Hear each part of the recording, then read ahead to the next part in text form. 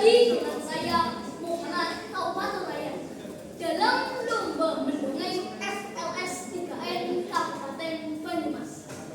Kali ini saya akan membawakan cerita Misteri Gunung Slaka. Cerita ini merupakan penggalan kisah yang diambil dari Red White Frog tentang beban desa Sidramaling.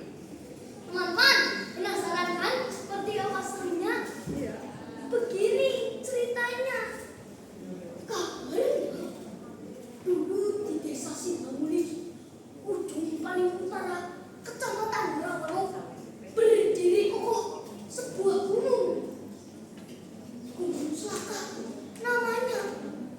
Tempatnya masih berupa alas gunung ini, berupa hutan yang angker, tempat berkumpulnya Jimprit Brayangan, Banaspati, Siluman, dan sejenisnya yang masih gentayangan.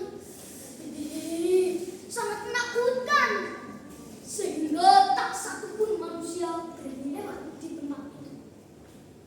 Nah, teman-teman, Gunung Slaka berada di bawah kekuasaan Adipati Gandadara. Suatu ketika, warga di sekitar Gunung Slaka mengalami satu kendali jagat atau cobaan dunia dari Yang Agung.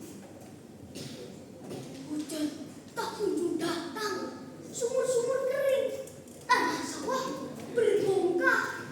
Sebagai seorang raja yang bijak dan sangat peduli pada rakyatnya, Adipati Gandadara tidak bisa tinggal diam. Dia kemudian memanggil Pendeta Catur Tunggal, penasihat pribadinya. Pendeta, sudahkah engkau mendapatkan petunjuk?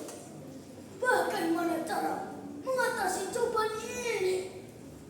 Ampun Tuan, menurut wangsit yang hamba terima dari Yang Agung, ini disebabkan oleh siluman badak hitam yang sengaja menghentikan aliran air di kaki Gunung Slaka.